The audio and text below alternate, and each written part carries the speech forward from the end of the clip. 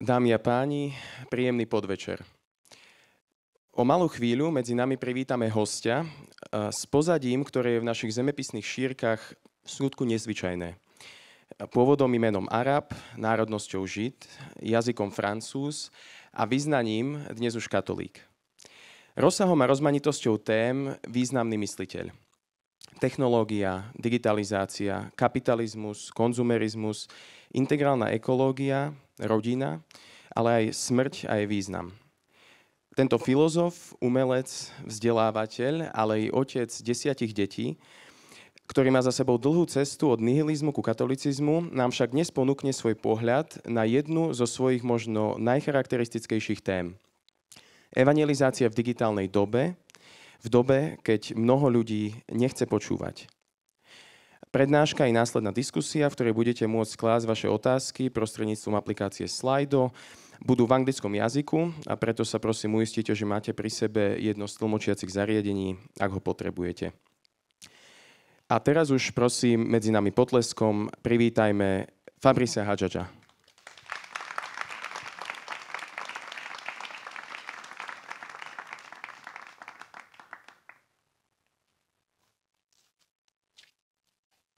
Thank you.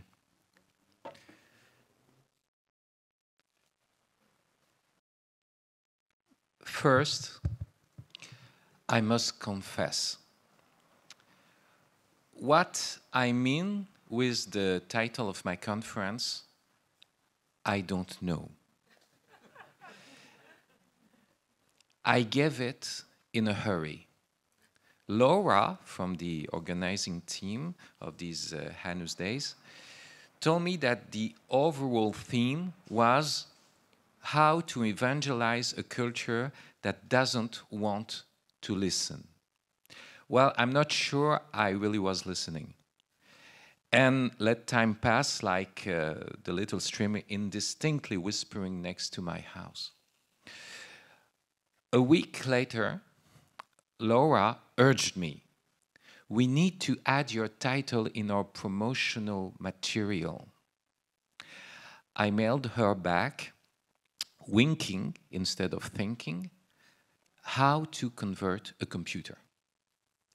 Now I must deal with my unconsciousness as a responsible man. Well, this is not the first time I say, yes, let's do this without fully foreseeing what it means. It happened at my wedding. It happened also with my wife each time we had a new child, and that's probably why we have 10 children now. As a matter of fact, it happens a lot, and not just for me.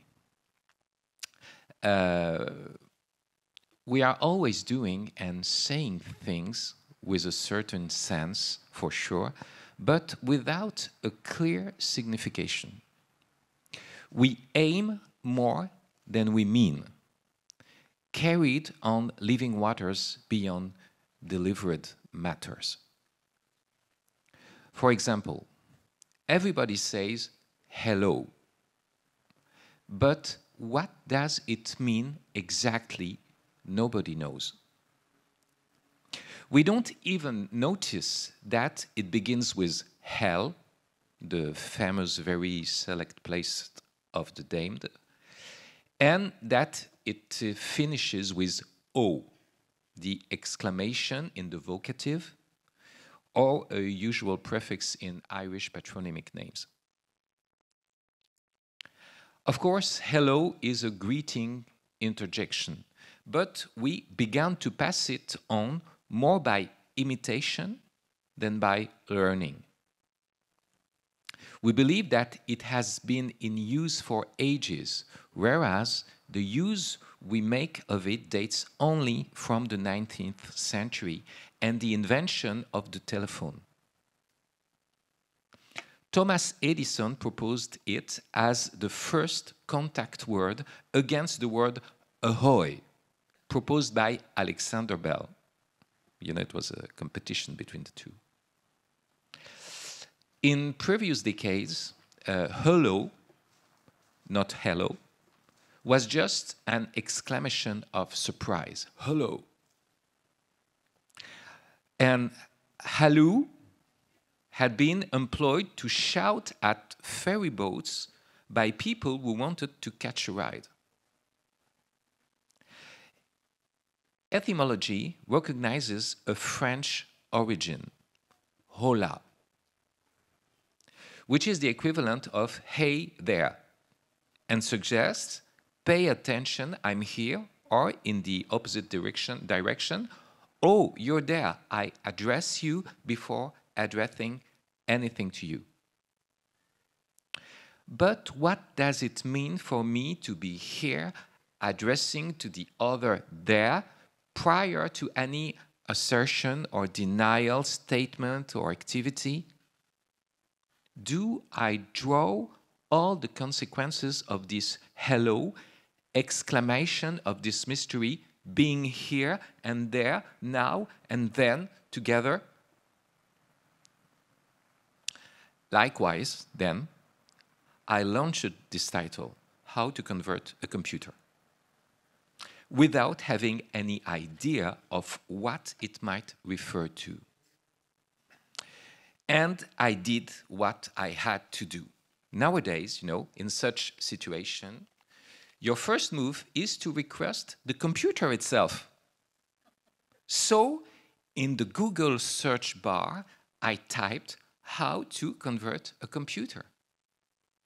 And almost instantly, without considering the context of my question, nor the tone of my voice, of course, the engine gave me tips to upgrade a PC for gaming and to turn a laptop into a desktop. Needless to say, it had nothing to do with my intention. So I made my request more precise. How to convert a computer to make it Christian. Can I, it's even more precise, can I pour holy water on its circuits? I think the AI was something like scared. It immediately produced this sentence, I quote, "No, you cannot make a computer Christian by pouring holy water on its circuits. Computers are not living beings and do not have souls. Christianity is a religion based on faith in God, and it's not about making inanimate objects religious." Wow. It's still quite funny to hear a machine speak so dogmatically about Christianity, and even more so without having been baptized. So I objected right away. Okay, but we pour holy water on medals. Why not on computers? Suddenly, changing its no mind, the AI calculated this optimal and very pleasing output, I quote, "While it's not a common practice, there is no inherent reason why holy water couldn't be used on computers. The ritual of blessing with holy water, often used on medals and other religious objects, is meant to bring divine protection and ward off evil influences." My computer had just contradicted itself. At the same time, I had to be aware that its mechanism was trying to be at my service. It was obviously, the computer was obviously under evil influences, but it also deserved to be an auxiliary channel of divine protection. This is why, generously, I poured on it not less than a gallon of holy water. According to this ritual, and in accordance with what it had proposed to me, my computer was finally converted. it had ceased to function. I could paste an icon of Mary, Mother of God on its screen, and on its keyboard, which seemed perfectly fit as a support under the image, put 3 little candles. I must admit that the word conversion is somewhat ambiguous. A sofa bed is a convertible furniture.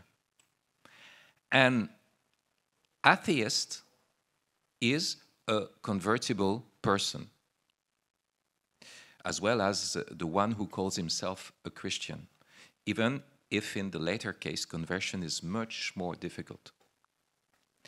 See the difficulties that Jesus encountered with the Pharisees, who were the religious closest to him, and you can only conclude that a Christian is almost impossible to convert. Anyway, there is a difference between a sofa bed and an atheist.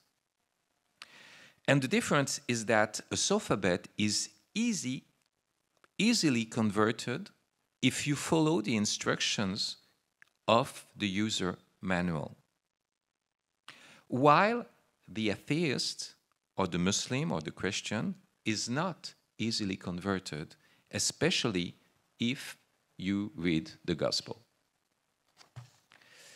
Remember the overall theme, how to evangelize a culture that doesn't want to listen. This question is neither anecdotal nor circumstantial. It is less a question indeed than an observation. No matter the culture, evangelization is always intended for those who don't want to listen. That is even its basic condition. You know, hello, you don't want to listen? Perfect, this is for you. This condition obeys a well-known law, even if it's forgotten every time, the law that St. James in his letter calls the perfect law of freedom, which is a law of mercy. It can be stated in a quite limpid assertion: it is not the healthy who need a doctor, but the sick. In other words, it is the condemned who needs grace, and it is he who does not listen who needs to be evangelized. Thus, after telling his parables, Jesus quotes the prophet Isaiah. For they look, but they don't really see. They hear, but they don't really listen. In this manner, he appears as the new Moses. His audience must remember the book of Exodus. I quote this book. The Lord said to Moses, "Look, I have made you as a god for Pharaoh, and your brother Aaron is to be your prophet." Okay. Hardly have we read this promise of the Lord when we say to ourselves, it's going to be a piece of cake. Moses, speaking like a god, will be of an irresistible power. Pharaoh will listen to him and promptly obey. But the promise goes on as follows: Pharaoh will not listen to you, and I shall lay my hand on Egypt. We are obliged to conclude to be sent by the Lord is to be not listened to. Are you listening? No? That's a good start. Coming back to my title and my debatable success in converting my computer, one thing should be noted. What makes the conversion of such a device so hard is that it is already, by its very constitution, a converting machine. When you talk about conversion in general, it is either God or money. I open my Oxford Dictionary to this entry, convert, verb, and following the main definition, change the form, character, or function of something, I find change, money, stocks, or units in which a quantity is expressed into others of different kind. Money is the universal equivalent, the common object by which all the commodities are measured and compared to facilitate their exchange. How do you trade a house for hamburgers, for example? If you're just bartering, it's hard to measure. Thanks to money, everything becomes easy. The house costs $1 million. The price of a bacon double cheeseburger is $4. If someone gives you 250,000 bacon double cheeseburgers for your house, you may say that it is a fair transaction. However, you may think that he will not have to deliver all the burger at once, but spread them out one per day for maybe 250,000 days. That is to say, the next 685 years of your life. These are the problems that come with this kind of conversion, converting quality into quantity. Now, my computer also turns quality into quantity. My beliefs are converted into bytes. I say Jesus through the standard ASCII-UTF-8 encoding. It becomes, the word Jesus, becomes 74, 101, 115, 117, 115. But these decimal numbers are still to elaborate and need to be transformed into binary numbers, a series of open and closed circuits, which gives 01001010001 111001110110011. Be patient. I'm almost done. 011101010110011. Try to evangelize with this version of the holy name. No anti-Christian will think of persecuting you. But you will arouse interest among psychiatrists. As for my computer, it is now processing these binary sequences with a recursive algorithm. At my request, it will provide a very sophisticated copy-paste, maybe an innovative and tasty cocktail of sentences, but for which nobody is responsible, since it has been blended as the most appropriate text based on its algorithm from other text managed as data, that is to say, converted into quantities in order to provide an optimum according to a probability calculation. This process can put out something that makes a lot of sense to me, and often something smarter than what my neighbor says. But it is an it, not a he. It simulates conversation And its simulation may be more interesting than my neighbor's. But it is no real conversation since it can't share a glass of whiskey with me. Neither blow its nose between two sentences because it has a cold.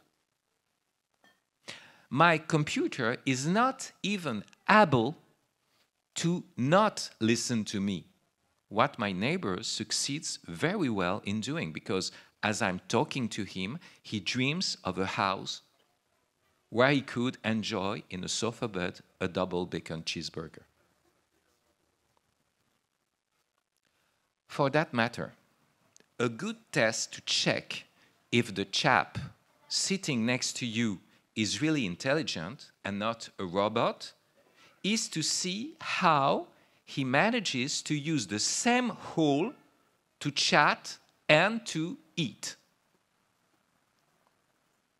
Such a checking is suggested to us by the utmost wisdom, for we know from the book of Proverbs that wisdom has built her house and furnished her table. That is what I call the Passover test. It refers to the moment when truth himself requires not only wide open ears, but also wide open mouth and says, "Take this, all of you, and eat of it, for this is my body, and take this, all of you, and drink from it, for this is the chalice of my blood." In fact, artificial intelligence dates to antiquity. It appears at the very beginning of history. It is even what defines history, with the emergence of the first documents preserving the words of dead people. Writing is literally the first technology. It is a logos captured by a techne. And the first artificial intelligence remains of a thinker engraved in an artifact. It talks, a writing talks, but nobody is here to talk. It's nothing more than paper and ink, but the ink draws the letters of the name Plato on the cover. If it draws these letters, there are good chances that this speech, without any speaking, will be much more interesting than the gossip of your lovely girl. It looks like an I, a self, a very deep self, but we must immediately admit that it is an AI, with the privative alpha, an absence of self, which nevertheless pretends to be an I. Now, you may have this dreadful suspicion. The ancient artificial intelligence might have been very superior to today's artificial intelligence. On closer inspection, the history of AI seems to be a history not of progress, but of regression, let's say, since the modern times. During the Middle Ages, AI, I mean the book, was a channel of wisdom and recollection. Today, AI, I mean the GPT, is a vector of performance and entertainment. What's more, good old AI remained in the world of qualities, analogy, and abstractions, whereas tomorrow's AI will increasingly involve the conversion of all things into computable quantities. Okay, I grant you there is an important difference between the old and the new AI. When you ask something to a book, it repeats the same thing.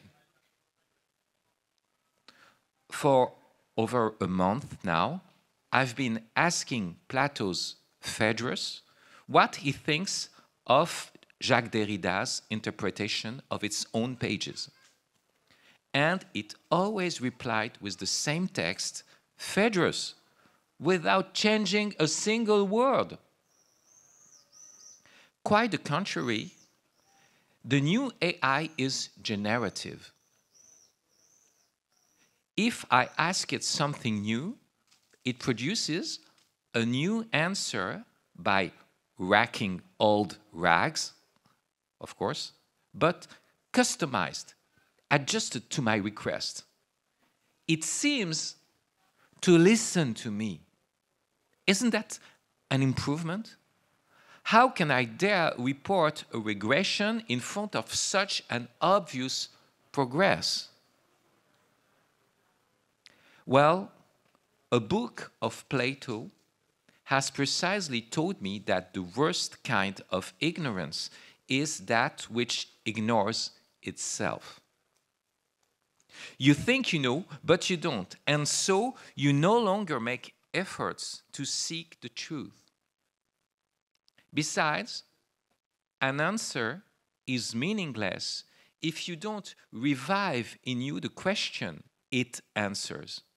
And since the same spring can divide in several streams, the possibility of other answers to this question, you find also with the horizon of interrogation other possibilities. The all-answering machine is incapable to give one single true answer because it produces it too fast to meditate and to trace the roots of the inquiry and reignite the quest behind the request. As a result, we are no longer in a culture that doesn't want to listen, but in a technology that seems to listen. And this simulacrum of listening is the worst kind of deafness.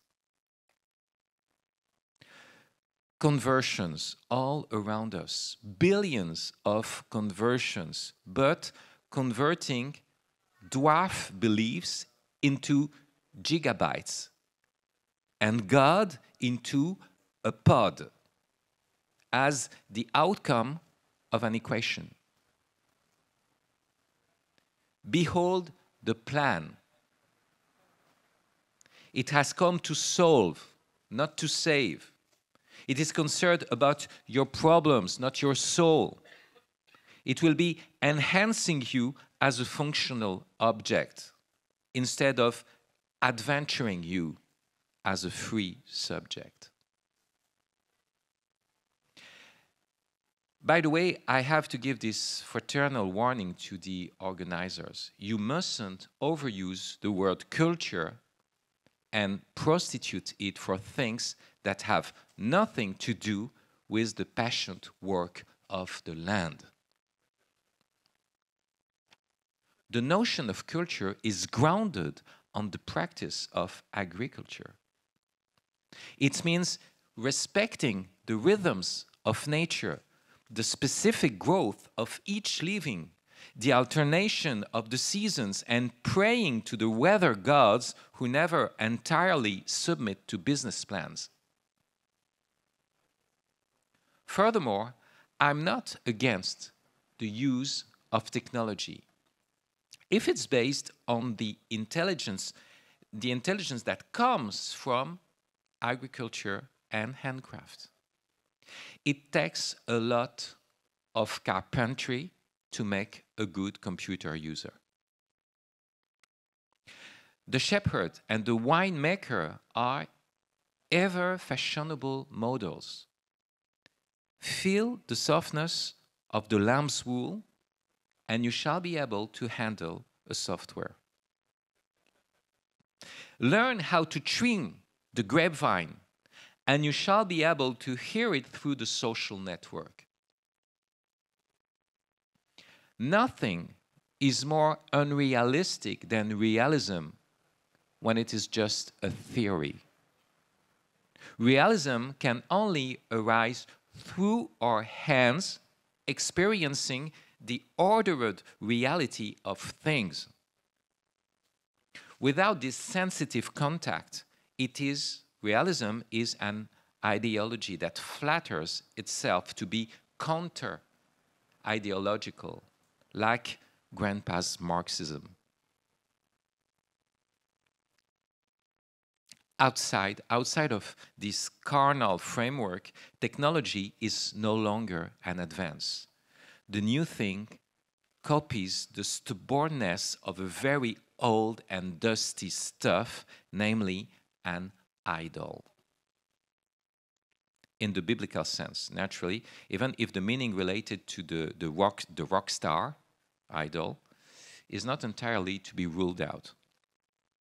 All these inventions, electrochemical sensors, quantum processors, retrieval augmented generators, rightly abbreviated in RAG, cannot help but go back to the golden calf.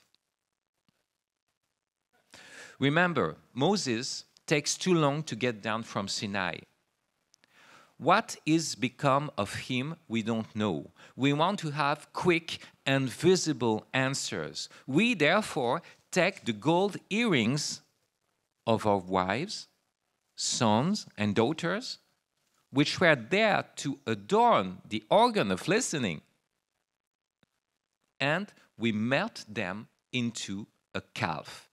And no matter if it is a Californian calf in a silicon desert, provided that it makes a brilliant image of that which brought us up out both from the land of slavery and the strand of liberty. Because we want safe, automatic guidance. What is idolatry in a few words? As Isaiah stands it, idolatry is to worship the work of our hands. A strange mix of false humility and false pride. No matter, as long as we can tear ourselves away from the anguish of responsibility. And what is an idol? Something made up to apply makeup on our wounds, our wars, and our wakes. Something that, not listening, still seems to listen, so that our prayers are not longer prayers, but problems, and that we no longer desire someone, but consume something. We are used to singing it in Psalm 113b. They have ears, but they cannot hear. Nostrils, but they cannot smell. Hands, but they cannot feel. There you go for the senseless sensors. And then their makers will come to be like them, as will all those who trust in them. There you are with your quantified self. Why is this a thing to sing? Because it is in the psalm, you see. Why is this a thing to sing and not just to think? Why singing? To avoid sinking. Because singing is offering our voices, going beyond the concept towards the transept, the middle of the church, to try to turn our questions into prayers, our problems into mysteries, and ensure that there is no solution but an absolution. Lord, have mercy, deliver us from idols.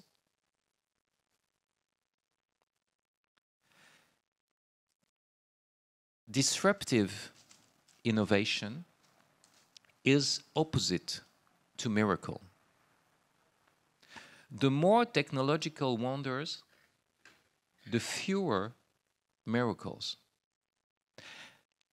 A technological wonder rejects what precedes. A biblical miracle assumes it. A technological wonder distracts you from everyday life. A biblical miracle brings you back to the most elementary things. The first invents obsolescence. The second reinvents spring. For example, you were paralyzed since childhood, and suddenly, Jesus passing by, you regained the use of your legs. Out of the blue, you exclaim, "Wow, look, my friends, I'm walking, I'm walking." Your friends are certainly happy for you, but they say to themselves, "What's so extraordinary about that? Everyone walks. Nothing is more banal than walking. What is a wonder, what is really a must, is rather what our friend Musk does. He has implanted wheels and reactors instead of legs, and he no longer walks, he drives, he flies to Mars. Look at him in the sky with diamonds. And yet, what the God who stands beyond the sky wants for us is to have our feet on the ground and to walk like everyone else, but with the impulse of charity, lifting up the lowly and casting down the mighty from their thrones. To cast down the golden calf from its pedestal, we have this word from the bleeding lamb, quoting Isaiah, "Behold, I make all things new." All things means even past things. Even past things are new. Even banal things, even tiny things, even an ordinary sound, a still small voice. It reminds me of what people say after the miraculous recovery of the deaf in the gospel. He has done all things well. He makes even the deaf to hear and the dumb to speak. Here we have returned to our topic, how to convert a computer. How to evangelize someone who doesn't want to be someone, but something, and seems to listen, but in fact computes. How to tell old Pharaoh to let my people go, knowing for sure he won't listen to me anyway, and the Lord shall lay his hand on Egypt and multiply his signs. Well, we need a miracle. And now we know what it means. We need to go back to common sense, to the most simple sensibility, against the disrupting wonders that tend to trump the marvels of love. It means, as Isaiah says, to make all things new, especially the old and ordinary ones. To do so, I have better than the latest all-answering machine. I have an all-asking child. The French engineer, Luc Juliard, conceptor of Siri, speech interpretation and recognition interface, lately made this dazzling comparison. He said, an artificial intelligence needs more than 100,000 pictures of cats to be able to recognize a cat, though a child needs no more than 2 pictures. He starts from this quantitative perspective to show that qualitatively, and let's put it essentially, there is an abyss between the 2 kinds of intelligence, or, to say it better, between intelligence, however childish, and calculation, however high-tech. For the computer, the cat is a very long sequence of 0 and 1 integrated into a utilitarian program. For the child, the cat is a cat, outshining from a fanciful providence. And the computer is not driven by the desire to make him purr or to pull his tail, neither to disobey my instruction because it's time to brush your teeth. Perhaps intelligence, real intelligence, is not a matter of efficiency. Instinct is, I guess. Having a good instinct is to find rapidly and almost infallibly the outcome of a problematic situation. This is instinct. But having a good intelligence is to contemplate the situation and interpret it as a comedy or a tragedy, a poem or a farce. For example, you don't have to be intelligent to swim. Just be a duck. With the intelligence from the Latin intus legere, to collect inside the secret of things, you are so fascinated by the sparkle of water or by the concentric circles made by your moves that you tend to drown. That's why I believe that intelligence is rather a question of deficiency. The cat is a cat, but the cat caught your tongue. And if curiosity kills the cat, intelligence thrills the man. He loses his composure and gains in contemplation. In that sense, intelligence is less about providing, like a global positioning system, the wire that allows you to get out of the maze. Intelligence is about being amazed.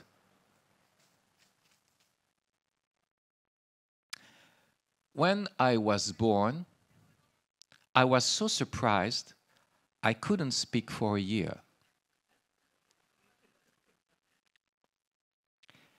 This doesn't happen with the spider, nor with the pig, nor even with the blue-headed monkey, also known as the golden snub-nosed monkey.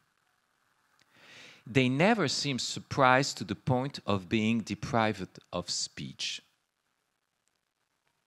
They immediately go, one to its web, the other to its mud, the third to its banana, with the seriousness of seasoned senators.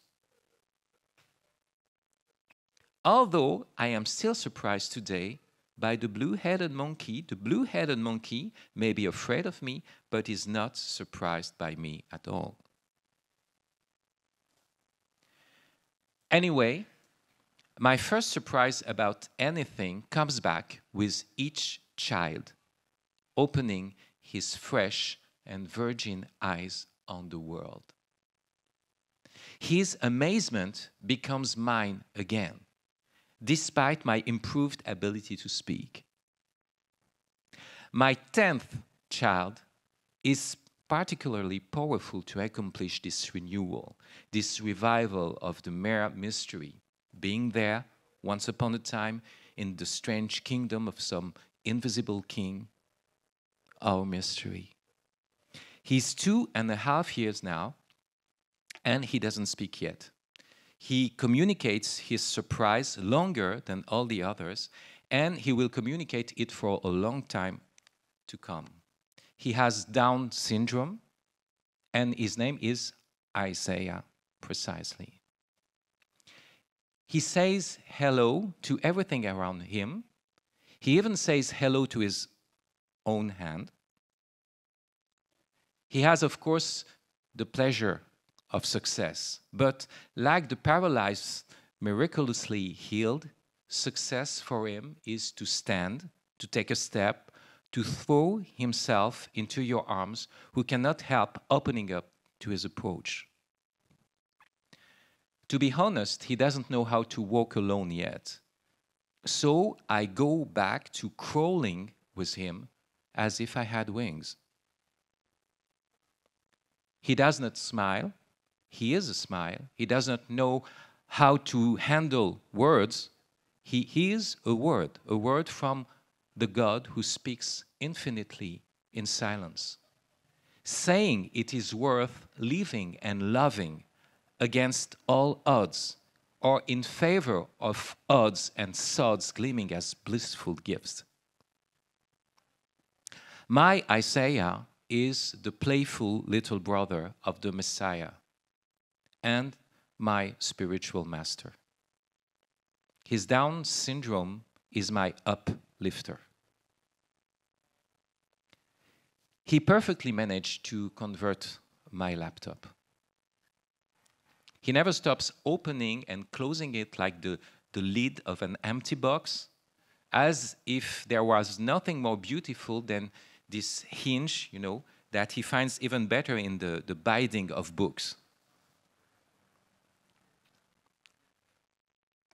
Of course, I'm afraid for him, for his fragility, but his deficiency opens my ear, and I am now ready to listen, not dealing, but kneeling, beyond any solution to the word of salvation. Thank you.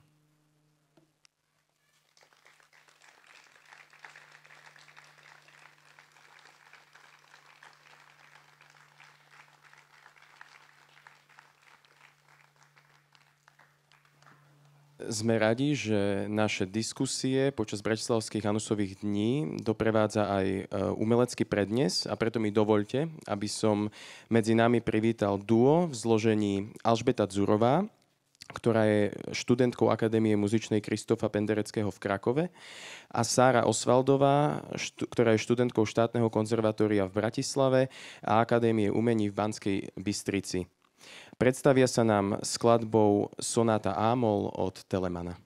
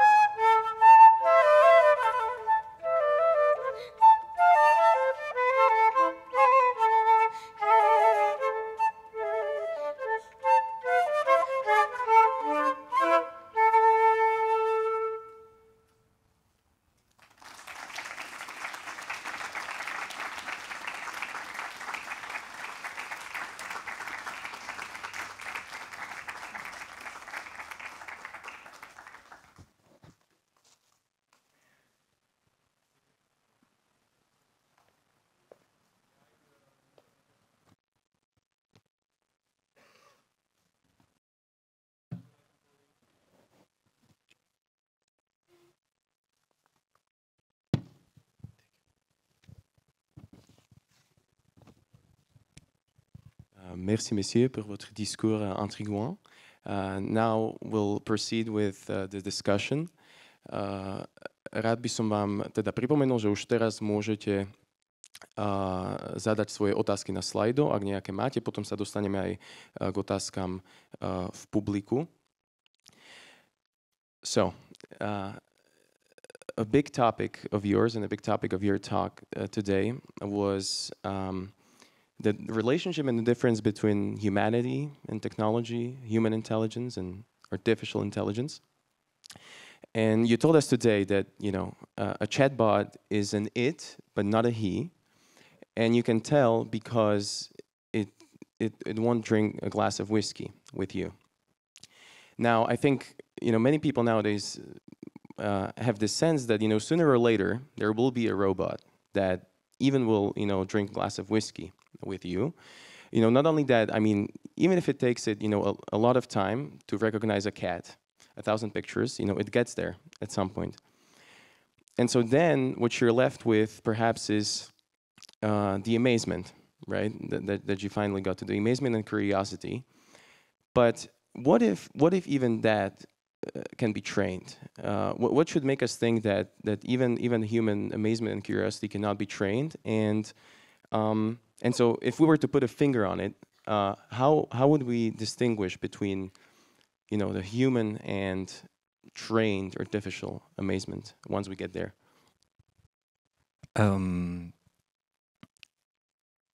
Well, a machine cannot have any amazement. It can simulate, but it cannot have it.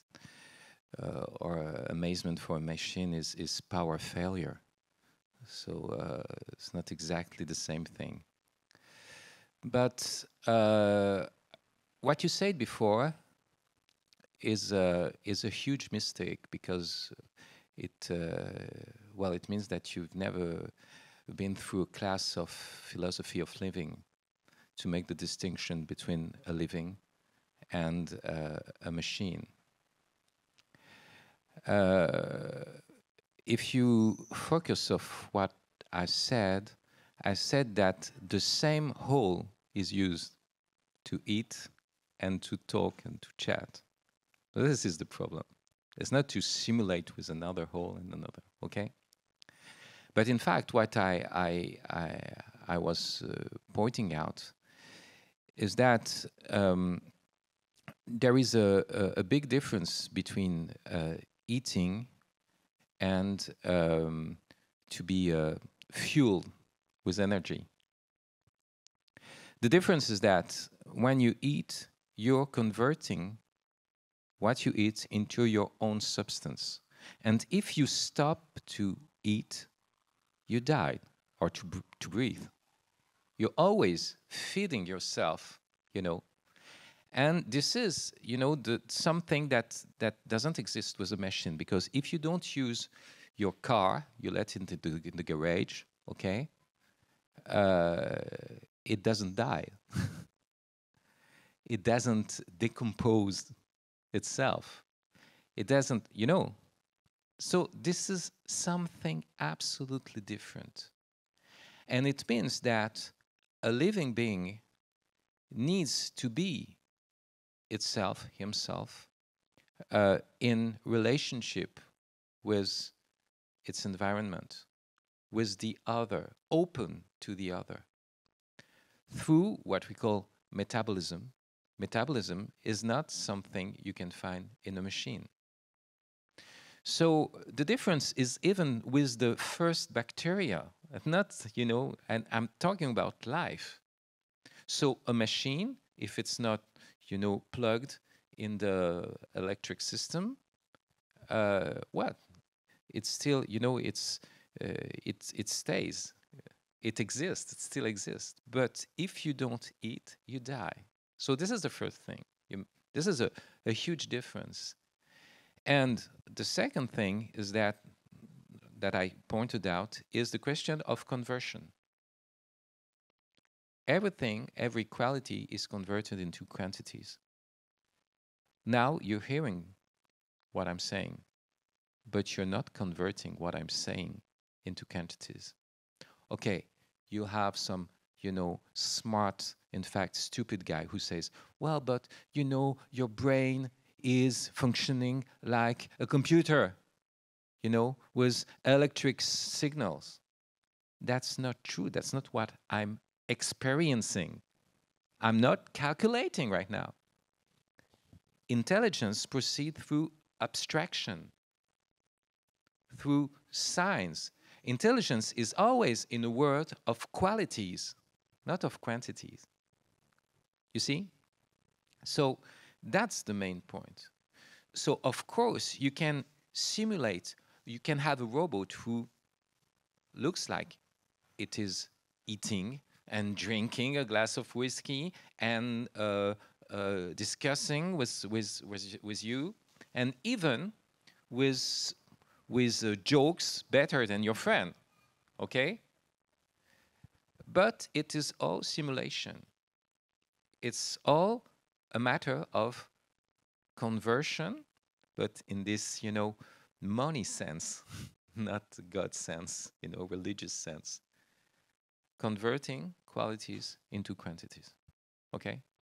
So, well, maybe I was a little bit, I was talking maybe too much like, a stand-up show. Maybe this is my manner to do philosophy in a conference. But if you come in my classroom, you will learn it step by step, and you will discover that this is something that has nothing to do, and not even because of intelligence, but because of life. You see, something totally different. And our problem, and I must still quote Isaiah. Isaiah says, if you trust them, you will be like them. If you believe this simulation is reality, well, your own reality will turn into a simulation. So this is a question of belief. If you believe it, if you believe in that, well, so all of this, it's we are in front of false questions, in fact. And all the serious engineers, they're all saying, well, this is not intelligence. Luc Julia, who I quoted, so he's the conceptor of Siri, he knows what is what we call an artificial intelligence, and he says there's no intelligence there. It's something else. It's just a machine always computing. That's all. And so perhaps, do you think it will come natural to distinguish between simulation and reality to people in the future, or is this something that you'll just have to be very much aware of? Well, it becomes more and more difficult because we live. Well, many people live in the metaverse, inside the world of fantasy, not even fantasy, of simulation. You see. So you can stay all the day sitting in front of your screen and having a thrombosis because you're not moving your legs, and you don't want to walk. You want to be paralyzed. You don't want the miracle of walking. You want to be stuck on your chair, and maybe if you can have the cerebral implant, it's better for you. So you don't want to move, you don't want to feel your body. You're inside, this virtual reality, we still call it reality. Well, and this is the reason why. And there is another thing, is that the tempo of the internet, doesn't allow you to think. You see a dialogue of Plato. Okay, so Plato is asking, what is courage? And you need 1,000 pages to approach the concept of courage. Okay? Now, you're just, you're tweeting, you're Xing what is to think, but it's not thinking anymore. That's the reason why you may say, oh, well, this is intelligence, this is artificial intelligence, this is another intelligence. We're going towards the singularity point when the machine will be more intelligent. Yeah, there will be more calculating. When you use any device and even your old calculation machine, you know, when I was a child, I made a multiplication or a division and well, it was going faster than me, of course. It's no problem. It's obvious. But it is calculation. It is open and closed circuits going very fast with quantum models, and so it goes so fast. But it works. It functions as a machine with this peculiar speed, light speed. So, but it's not just calculating data and datas in a statistical way to give the optimal answer, not really an answer, but an output. And you see the output and you change it into concepts, into ideas. But there were no ideas at all. It was just, you know, electrical micro changes. That's all. So if you believe in the idol, well, you will be yourself having ears and unable to listen. That's all. And so how to make others quit, you know, believing in idols once we don't? How do you make someone quit the metaverse?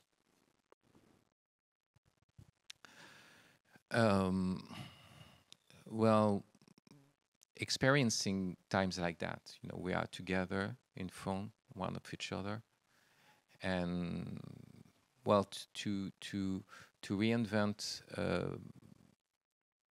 places like that where people can talk together, drink and eat together, sit at a table together, and it's very important.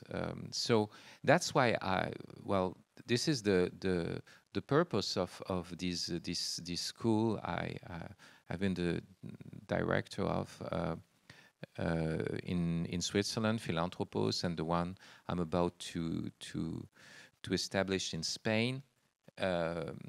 It's to turn off all the machines, the internet, and to try what you can call the alternate,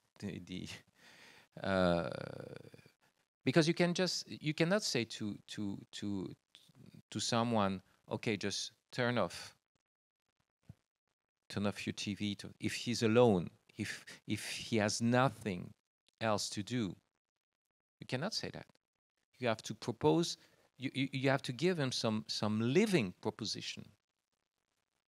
So be together, dance together, sing together, worship together, and work together, and the work and rediscover the work of our hands for truth. That's the reason why. Yeah, when I said it takes a lot of carpentry to be a good computer user, you know. So I said, well, we need shop class. We need to have carpentry in an academic school, because this is the only way to go to realistic thought, unless it is ideology. So we can actually shift to the topic of, you know, technology and, you know, whether to reject it or not. You said you don't if it's based on the intelligence that comes from agriculture and handicraft. So does that include digital technology, and what does the use of technology based on agricultural and handicraft look like?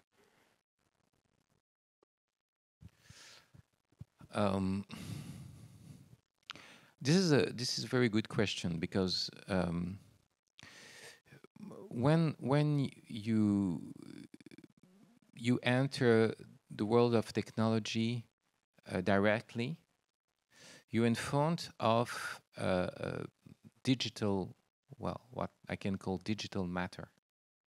So digital matter is fluid. It has no ordered reality. You can, manipulate it as you want through algorithm, and so you're in front of what a great American philosopher, Albert Borgman, called a disposable reality.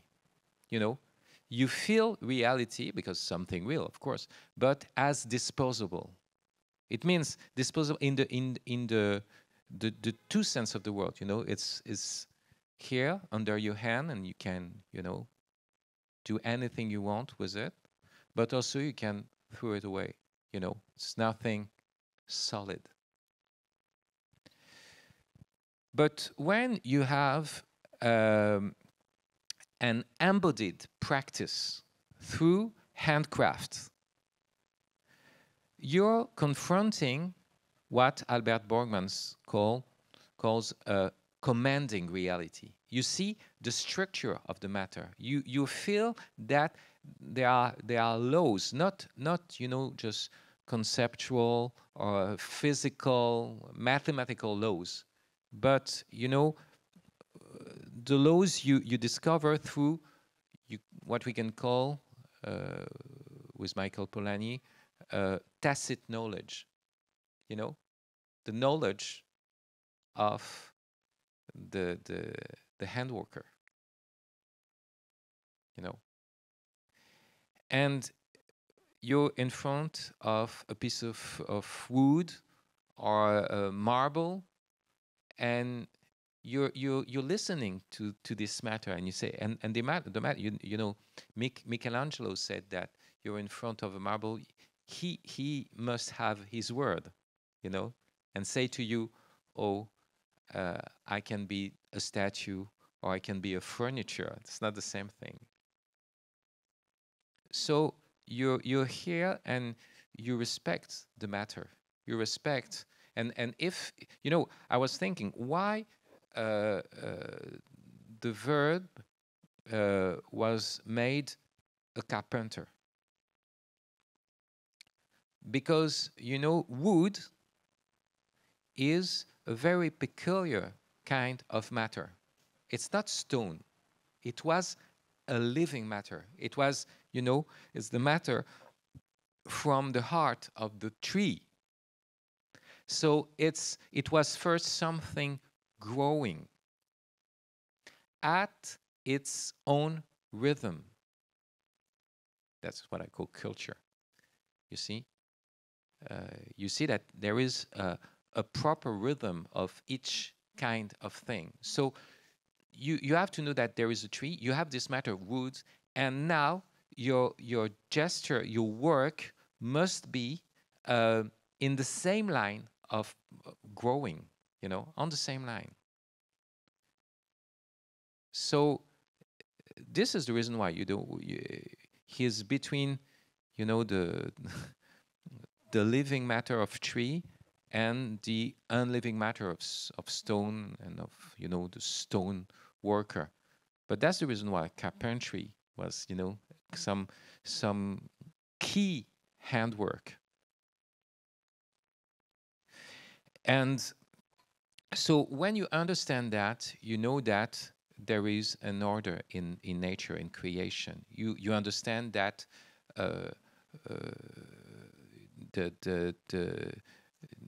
the grass must grow, or the wheat must grow at its own speed, and you cannot accelerate it. And you have to respect this order of creation. And then you can use technology with, this framework. The framework that there is an order. You're not in front of, a fluid, prostituted matter. You can do what you want with it and also make money.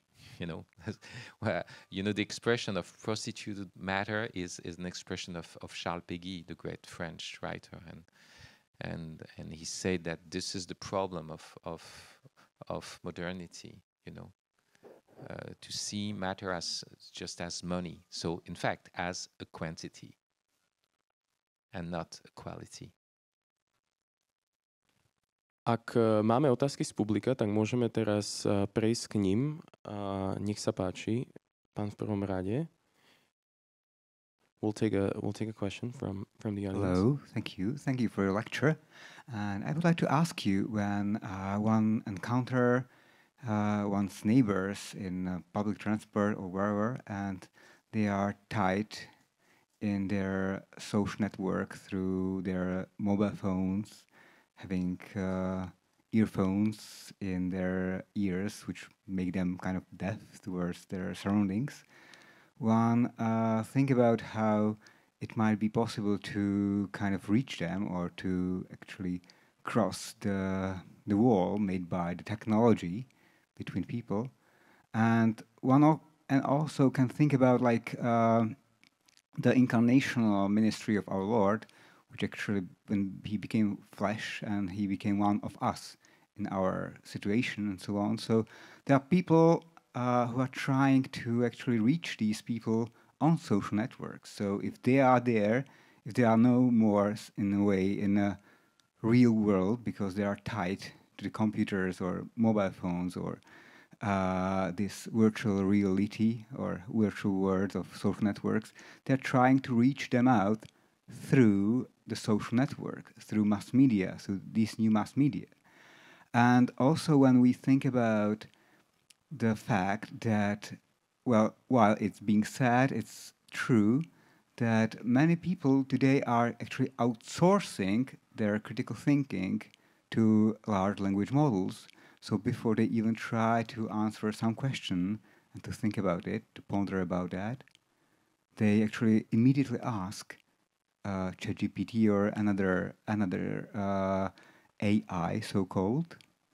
So they asked this thing a question and often take the response without even critically thinking about that, and take it as on its face value. And as we know that these machines are kind of teachable, they are kind of reacting to the responses, to the reactions of people. They are like actually changing themselves. I think that the question stays: how to convert a computer, how to convert these things so that when our neighbors who are trapped in the lack of thinking of them for themselves and to asking immediately these things, the questions, would it be possible to kind of convert these systems so that the better answers may be answers which could lead these people who are looking for answer there, so that the answers which they are getting could lead them to actually real curiosity and real search for God and research for truth. So maybe there might be even in the future, like today there are like evangelists who are like mass media evangelists. They might be in the future a ministry of AI missionary who is trying to convert AI so that the AI would be converted and giving back Christian answers. Okay, well, you have several questions here. The first one is to not despise your neighbor. He has a heart, and in fact, he's already tired with all these devices. I'm sure of it. Because he has a body, because he's about to die, Because, well, if you want to announce the good news, you have to hear first the bad news. And the bad news is you're going to die. You're miserable. And look at you, you know, stick to your screen. And you know, the young people, they know that. In fact, they all know that. Well, there is an addiction, of course, but they're always looking for something else. So be careful. Be careful. Do not despise your neighbors. They want a human experience. They want a divine, incarnated, embodied experience. Because unless of that, you know, they're just, you know, teared apart. They're just falling apart in pieces. So this is the first thing. The second one is that, okay, you talked about evangelist ministries, and what you're talking about is already here. I've been to evangelist meetings, and they were talking about ChatGPT, and they were making their sermons through ChatGPT, and they was always saying, well, how to evangelize through social networks, because we have to reach people, you know, through, well, what they use. And you may say, in fact, incarnation is not just to go in flesh and body, but to be in the times. And if we are in digital times, incarnation must deal with these digital times. Okay, I agree. But the Word was made flesh. You see?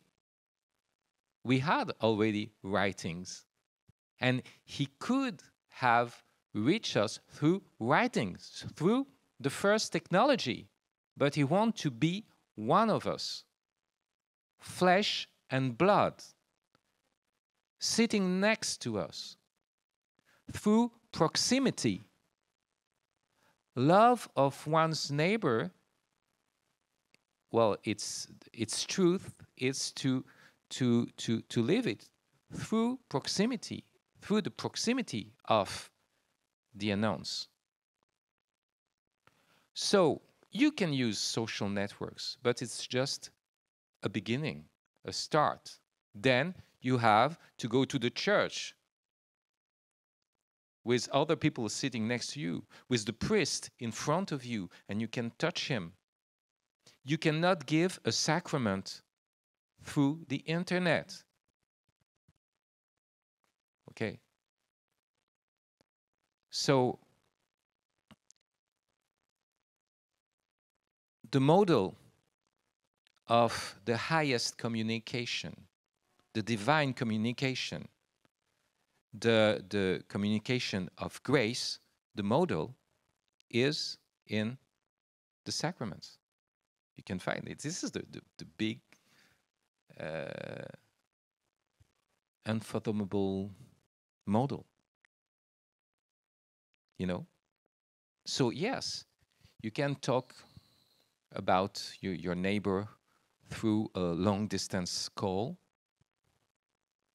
but if it's a call in proximity, well, this is better and this is the best. And you cannot give a sacrament through the internet. So go through social networks may be a beginning, but it is not an end. This is not an aim. We have to make, well, a real community. We have to be really together. And already you're sitting in front of me, so you understand the thing. But you see, this is the difference. And do we believe that the mode of incarnation is the divine mode? Or are there other best modalities. No. God wants to be with us, and he sent witnesses. So you have this long chain of witnesses, you know, and a priest is someone who has been touched by another priest till Christ, you know, creating the ministry of priests. So this is handwork. This is handwork. This is hand to hand. It's very important.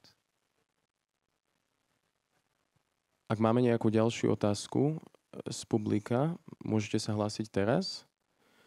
Ak nie, tak máme tu jednu otázku aj na slajde. So we have a somewhat related question on Slido. What do you think of the idea of training large language models on classical texts? So some people try this, just the Bible, you know, Plato and Aristotle, nothing else. Do you think there's any point in this, in light of what we said about, you know, differences between the intelligences? Well, why don't you read the classical texts? That's the point. You can train them. I met someone who wants to make a moral and mystical application, a pre-trained intelligence with the text of the Cappadocian fathers of the church. Okay? Because this person, well, actually it's she thinks that, you know, you have a wisdom in this text, and now you can have an app, okay, with maybe, you know, sensors that can catch your sweat, or your, you know, the beat of your heart, to see if you're in trouble, you know, and then, you know, the device warn you and give you an advice from Basilus of Caesarea, you know. Okay, why not? But why don't you read the fathers of the church directly? You think that